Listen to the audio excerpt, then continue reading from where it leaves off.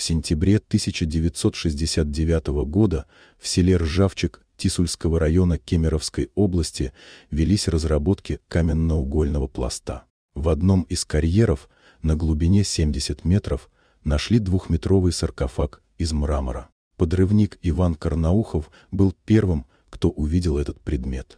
Он выбрался из шахты и сообщил руководству о странной находке. Саркофаг удалось поднять на поверхность, вокруг него сразу же столпилось много людей. Когда крышку сдвинули, все увидели тело женщины. На вид ей было около 30 лет. На ней было красивое платье, волосы заплетены в косу, а ее глаза были насыщенного голубого цвета. Рядом с ее головой лежала небольшая черная коробка. Но всех поразило то, что тело было погружено в какую-то прозрачную розовую жидкость.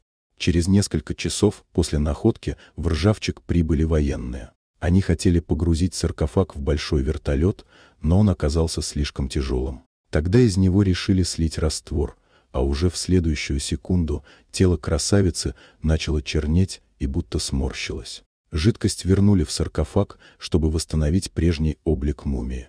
Еще через несколько часов мраморную гробницу погрузили в вертолет.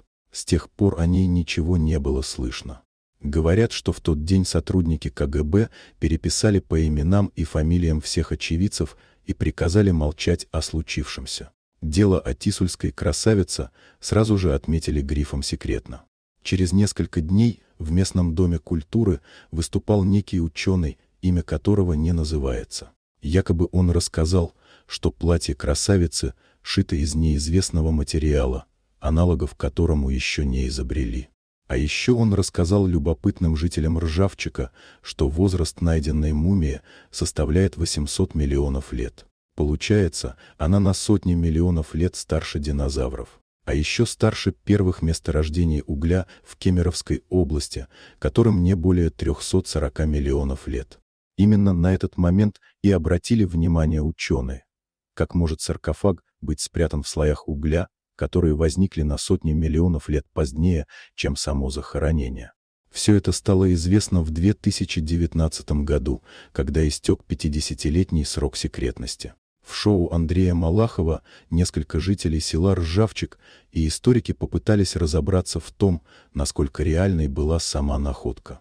По словам историка спецслужб Валерия Малеванного, он лично видел секретные документы о тисульской принцессе, коды работал в 90-е в архиве КГБ. В интервью Малеванный утверждал, что в 1972 году Юрий Андропов, руководивший КГБ, приказал остановить все шахтерские работы в том месте, где нашли саркофаг. В 1973 году этот район оцепили, а раскопки проводили военные археологи. По словам Малеванного, тогда нашли еще 2 гробницы. Все данные о них тоже были под грифом «секретно». Среди участников шоу были и жители деревни Ржавчик. Когда тисульскую принцессу обнаружили, все они были детьми, поэтому о мумии узнали лишь от своих родителей и из года в год передавали только их слова. В деревне Ржавчик установлена памятная табличка в честь находки, а на указателе написано место рождения легенды. Вероятно, легенда здесь ключевое слово. Ведь до сих пор неизвестно, куда отправили мумию тисульской красавицы и где она сейчас, если вообще существовала. Нет ни одного доказательства, ни одного артефакта, который бы указывал на реальность этой находки. Но сама легенда звучит красиво. Вот такая удивительная история. Дорогие друзья, если вам понравилось видео, поставьте лайк, а также подписывайтесь на канал, где найдете еще много интересного.